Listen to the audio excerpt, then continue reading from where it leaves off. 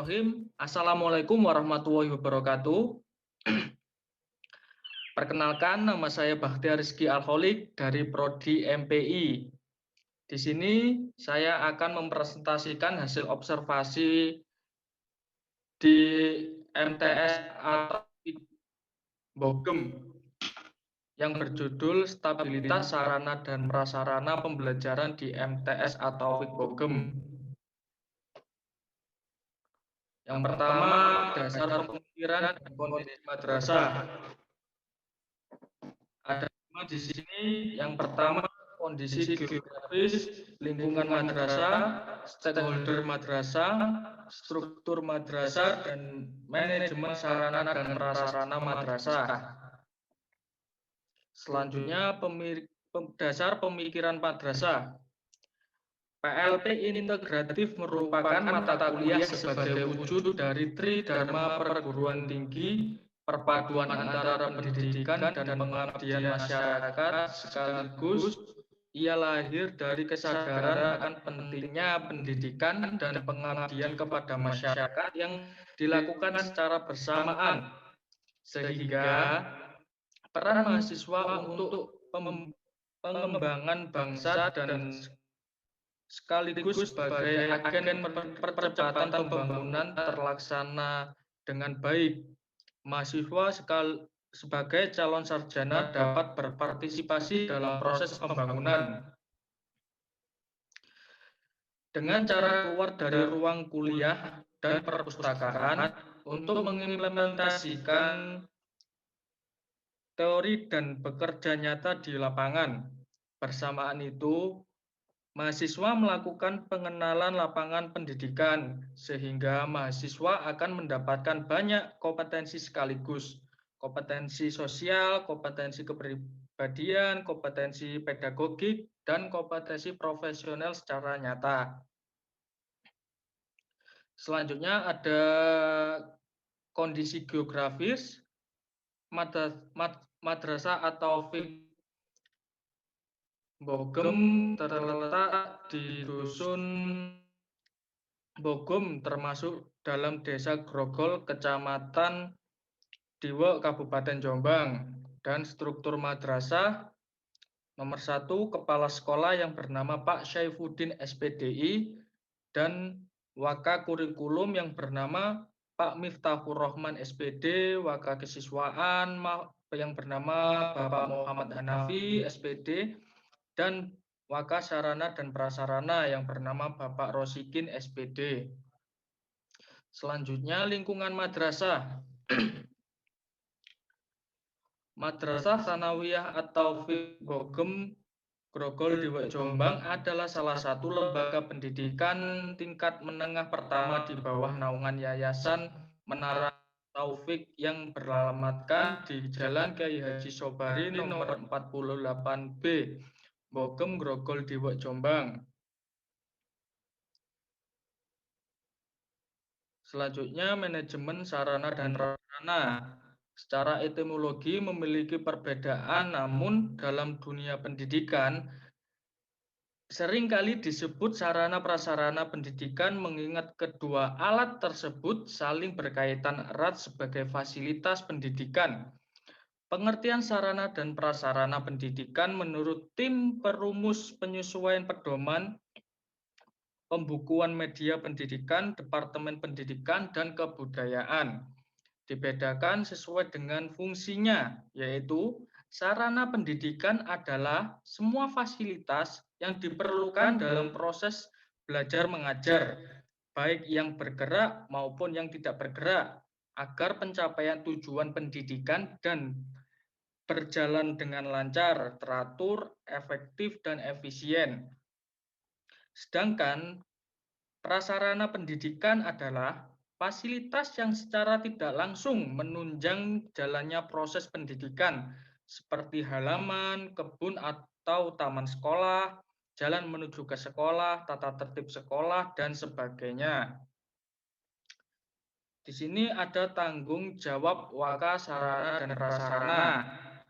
Merencanakan, memenuhi, dan mendayagunakan sarana dan prasarana pendidikan, mengevaluasi, melakukan pemeliharaan sarana dan prasarana agar tetap berfungsi, mendukung proses pendidikan, melengkapi fasilitas pembelajaran pada setiap tingkat kelas di sekolah, menyusun skala prioritas pengembangan fasilitas pendidikan sesuai dengan tujuan pendidikan dan kurikulum masing-masing tingkat. Dan terakhir, pemeliharaan semua fasilitas fisik dan peralatan dengan memperhatikan kesehatan dan keamanan sekolah.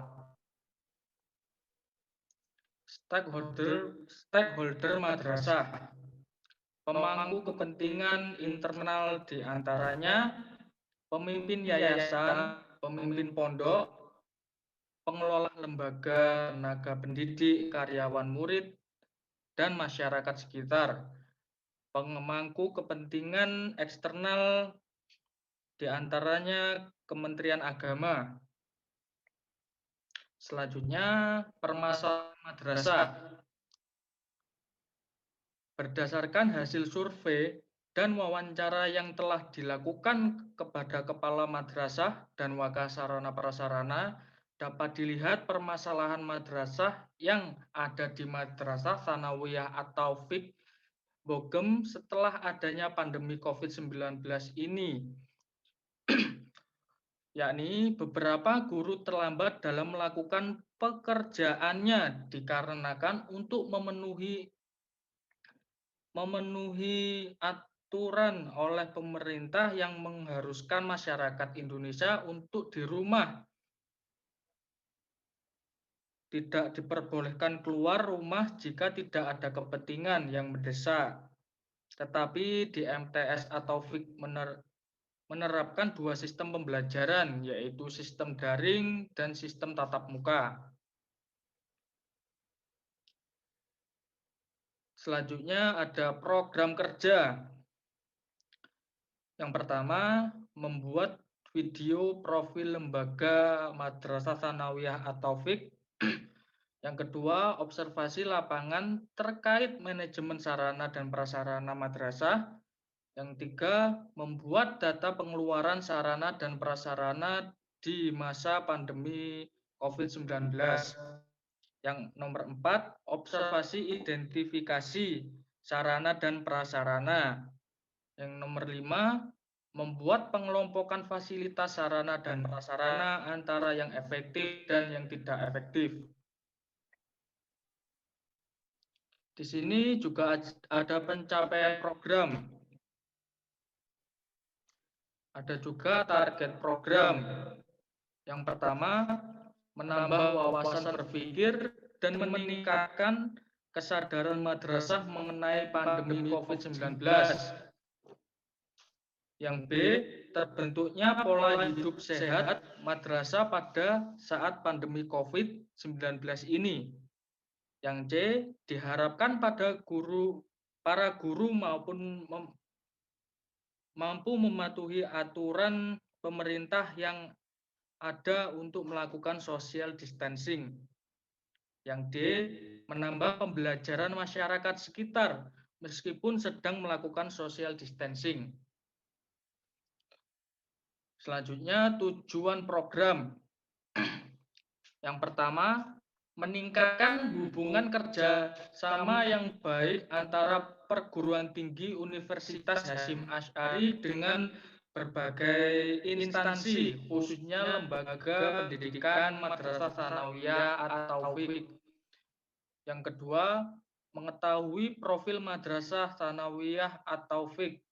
Yang ketiga, meningkatkan pemahaman mahasiswa mengenai manajemen sarana dan prasarana di masa pandemi COVID-19 ini. Yang nomor 4, mengetahui fungsi dari sarana dan prasarana serta penggunaannya secara baik di kondisi pandemi COVID ini. Yang terakhir, sesudah menyelesaikan pendidikan di program S1, mahasiswa-mahasiswi dapat memahami pasang surut di lingkungan kerja. Sekian dari saya. Terima kasih. Assalamualaikum warahmatullahi wabarakatuh. Waalaikumsalam warahmatullahi wabarakatuh. Waalaikumsalam.